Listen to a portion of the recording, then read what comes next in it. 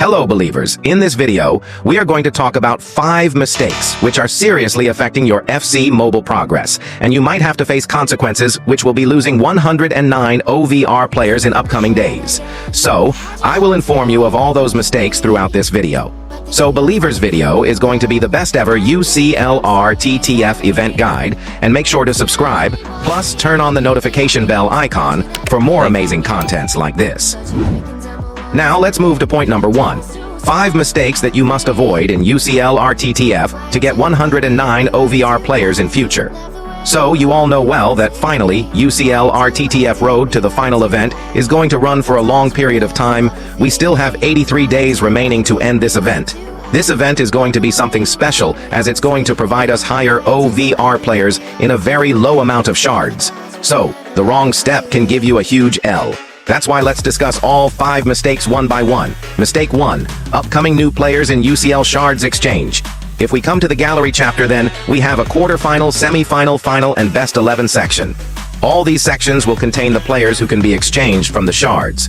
Right now you can see only this quarterfinal section is unlocked, where all remaining 3 sections are locked, and we can't access those sections.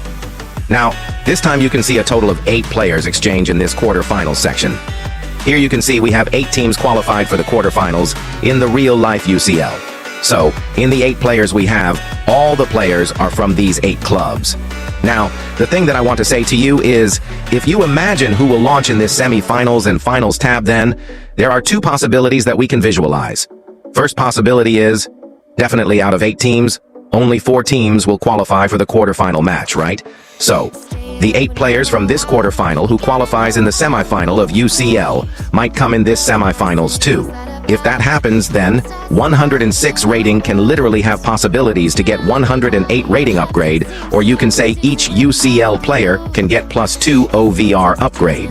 But there is also another possibility that I am seeing, which is EA might completely release a new player.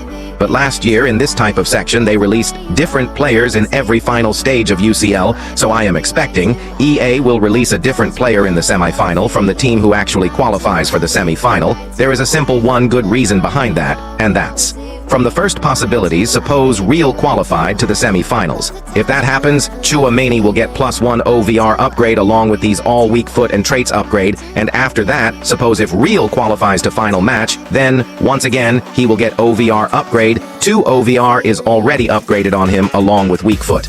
Now, if Real wins the final, then, I think 6-star weak foot is not valid, +3 OVR upgrade is not suitable here. However, it's not like that. In past days, EA haven't done 3 OVR upgrades, they have done it. But still, if Real fulfills each and every condition in all the 3 stages, then that first possibility is ineffective. Anyway, bros, the second possibility, which is simply launching new players, is effective, as we will get engaged in the game, plus we will have different players, position to choose. And if we talk about OVR upgrade also, the traits and weak foot upgrades are possible, as they will surely launch players in such a way, where they will keep a lot of cons like 3 to 4-star weak foot, no traits, and so on. Now, you might tell me what the fork is used for all this info? Wait, there is definitely use, bros. That's why I yapped, ha ha ha. So, this information is trying to tell you that you should hold on for now, and don't choose any of these players in case you think any of these players are not suitable for your squad. So if you are F2P, for now don't waste shards on these players. Mistake 2. The players who will advance to the next qualifying stage. So we have these 8 teams who are competing, and only 4 teams who will win in aggregate goals will reach the semi-final. So here, even if you are choosing a player, then I think you have to move your mind one step backward and think like this. Quarterfinal of the UCL matches are going to be held on the 9th and 10th of April. That will be Leg 1 matches. If you don't understand the UCL format, then let me revise it for you. Suppose Arsenal and Real Madrid have a match here. So Leg 1 will happen on 9th April. And the Leg 2 is on the 16th of April, which is the second match, and those who score more goals, adding both Leg 1 and Leg 2, qualifies for semi-final. So bros, Leg 2 will also complete within the 16th of April, so up to the 16th of April, all the results of these quarterfinal matches will be there. Now, once again, you might question me, why the fork you are yapping with this? I already know this, bro, but once again here, you have to observe one important thing, and that is, after the quarterfinal match happens, will these players get OVR upgrade? Just tell me, will they get an OVR upgrade? Noon knows. but still, as per my past year analysis, I think they will get upgraded after some 3 to 7 days. That happened last year also. So, now, you just see the expiry date of this Shards exchange. It's literally going to expire after 83 days, which means you have literally time to exchange these players even after this quarterfinals ends. So, do you think taking these players early from the Shard token exchange is valid? I don't think it's valid because all players have equal chances to get live OVR, weak foot, and trade upgrades. So this theory also suggests, don't choose UCL players from the Shards now, as that's a total blind move. Mistake 3. Exceptions. Now, I told those things from my predictions, and it's not that I will be right, and it's also not like that I will be always wrong, because you can see past videos, my many predictions are right, and people are literally reaching 110 to 112 OVR with the help of information that I give, so subscribe for more contents like this. Anyway, there are chances things might move in another way too. This is why we have to consider the risk factors, and I am including those risk factors in these exceptions.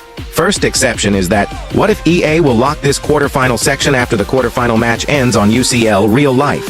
If that happens, then you guys might not be able to choose these players, so you must take that risk, because in the event like a thunderstruck they have locked the chapter, and this has higher chances to happen. Now, suppose they don't lock this quarterfinals chapter. What if they increase the Shards token for claiming these players? If they do it, then you have to pay more Shards, right? So, you have to consider this risk too if you are not choosing any UCL players. Now, my decision in this type of difficult situation will be to wait for more leaks and execute decisions. We still have like 15 plus days to end the quarterfinal match of UCL, so bros, I think we will definitely get some information if they are about to lock quarterfinal chapters or increase Shards. So, you think from whichever perspective, choosing a UCL player very early is the wrong move.